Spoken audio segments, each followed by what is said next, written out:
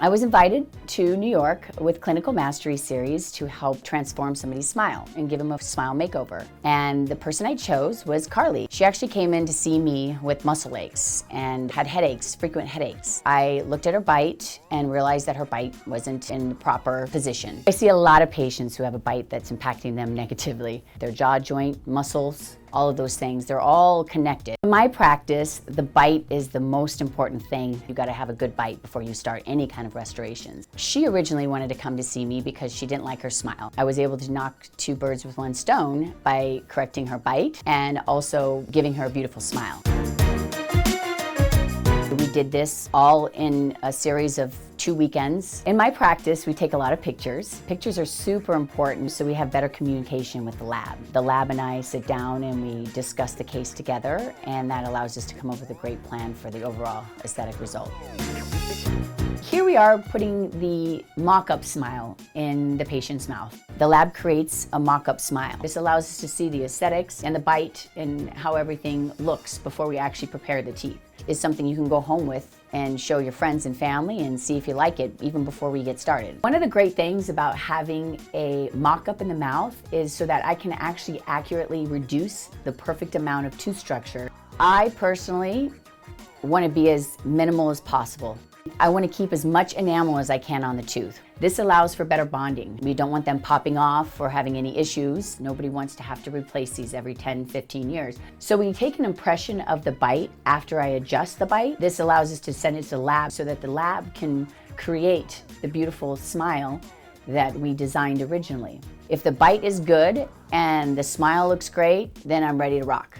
After we take the impressions, we have to also get the color. We match the color from underneath the teeth. Now we put the mock-up back in the mouth after the teeth have been prepped. And that is what you go home with. It's basically your temporary new smile before you get your permanent in. Even at that point, nothing's final, right? So if the patient is not excited about what she has in her mouth, we can send it back to the lab, redesign it, and then put on a new mock-up in the mouth. So here we are, measuring the face. We did it before we started, and then we're doing it when she has her temporaries in. Then we take photos for the lab once again. This allows us to verify and confirm that everything is in perfect order and that we're going in the right direction. All the information goes to the lab and they start making the final product.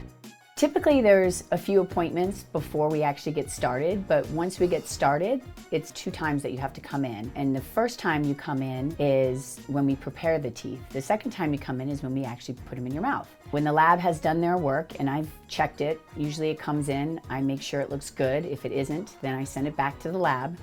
If there's anything that needs to be adjusted, I'll do before the patient comes in.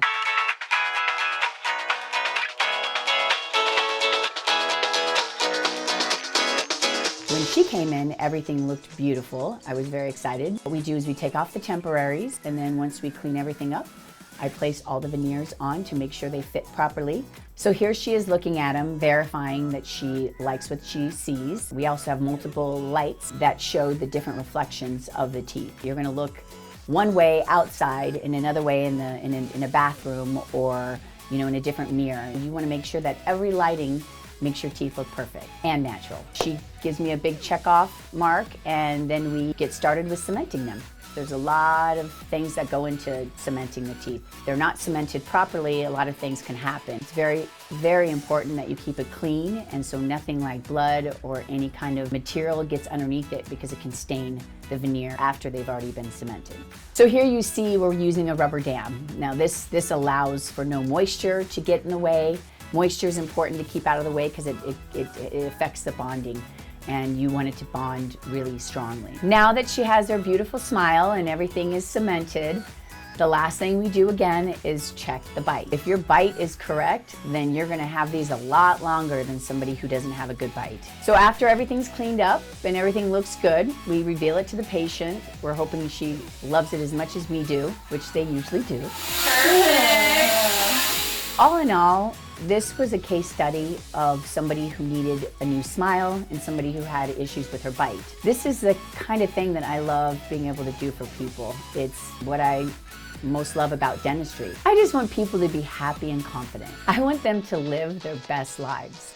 I'm here to do whatever I can to make sure that happens.